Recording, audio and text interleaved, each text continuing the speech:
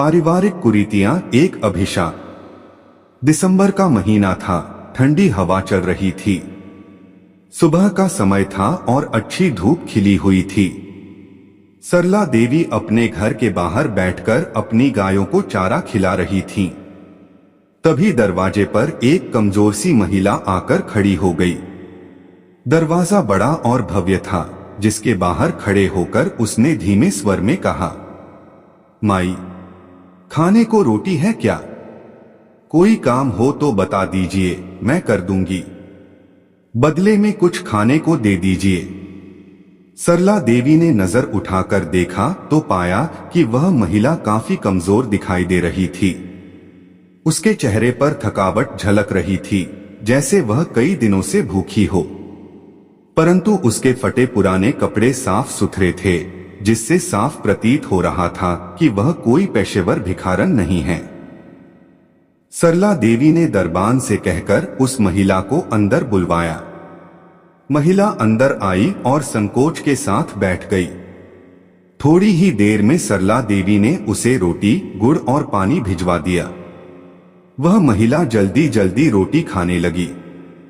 उसकी आंखों में जैसे वर्षों की भूख झलक रही थी। न तो वह इधर उधर देख रही थी, न ही कुछ बोल रही थी, बस पूरी मन से भोजन कर रही थी। जब उसने खाना खत्म किया तो सिर झुकाकर बोली, माई, रोटी के लिए धन्यवाद। यदि कोई काम हो तो बता दीजिए, मैं घरेलू कामकाज अच्छे से जानती हूँ। सरला देवी ने नरम स्वर में पूछा, बेटी, यदि तुम्हें काम आता है तो फिर भीख क्यों मांग रही हो? हमने तो पहले कभी तुम्हें इधर नहीं देखा। कहां से आई हो? महिला की आंखों में आंसू आ गए। उसने गहरी सांस ली और कहा, माई, मैं पास के गांव से आई हूं। मेरे पति स्वर्गीय विनोद बाबू के बेटे थे। मेरा जन्म एक प्रतिष्ठित परिवार में हुआ था, परंतु मैं पढ़ लिख नहीं सकी क्योंकि मेरे माता पिता ने बेटियों को पढ़ाने पर ध्यान नहीं दिया। उन्होंने सोचा कि लड़कियों को पढ़ाने का क्या फायदा। मेरे भाई को खूब लाड़ प्यार मिला, लेकिन उसने भी पढ़ाई में रुचि नहीं दिखाई और व्यापार भी सही से नहीं संभाल सका। धीरे धीरे सारा व्यापार ठप हो गया और हमारे घर की हालत बिगड़ने लगी। महिला ने आगे बताया, घर की आर्थिक स्थिति खराब होने के कारण मेरा विवाह जल्दबाजी में एक शराबी व्यक्ति से कर दिया गया। वह रोज शराब पीता और मुझे पीटता।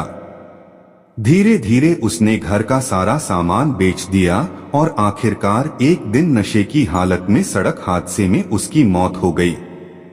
अब घर में मैं और मेरी बूढ़ी सास अकेली रह गईं। कोई पुरुष न होने के कारण हमारे संबंधियों ने हमारी पुश्तैनी जमीन पर कब्जा कर लिया और हमें घर से निकाल दिया। भूखों मरने की नौबत आ गई तो मैं अपनी सास को लेकर शहर आ गई, इस आस में कि शायद काम मिल जाए। महिला ने आंसू पोंछते हुए कहा, गांव में लोग अपने काम खुद करते हैं, वहां कोई काम नहीं मिलता। अब मजबूरी में भीख मांग रही हूं।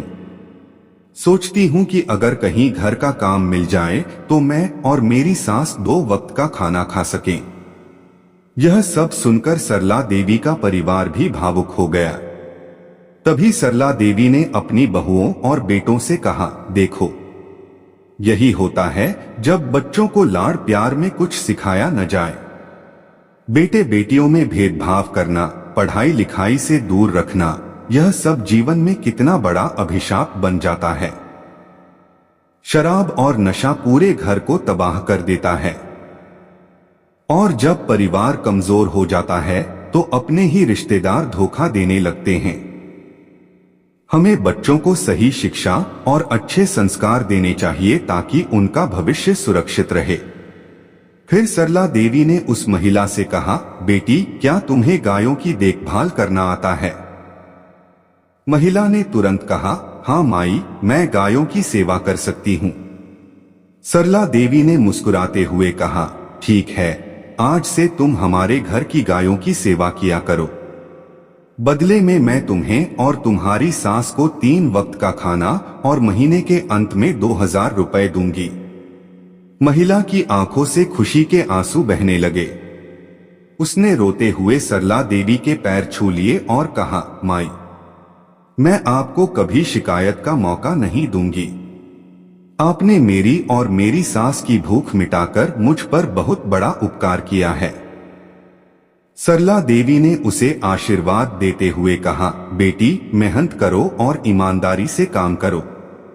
ईश्वर तुम्हारी तकदीर एक दिन जरूर बदलेगा।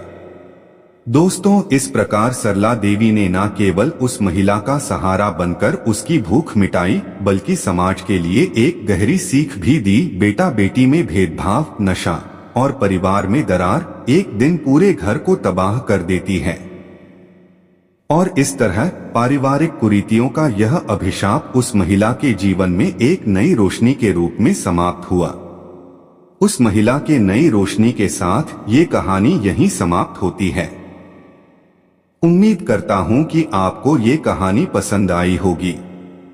इस प्रकार के और भी कहानी सुनने के लिए हमारे चैनल HM कहानियां को सब्सक्राइब करें, वीडियो को लाइक करें और अपने परिवारजनों के साथ शेयर जरूर करें।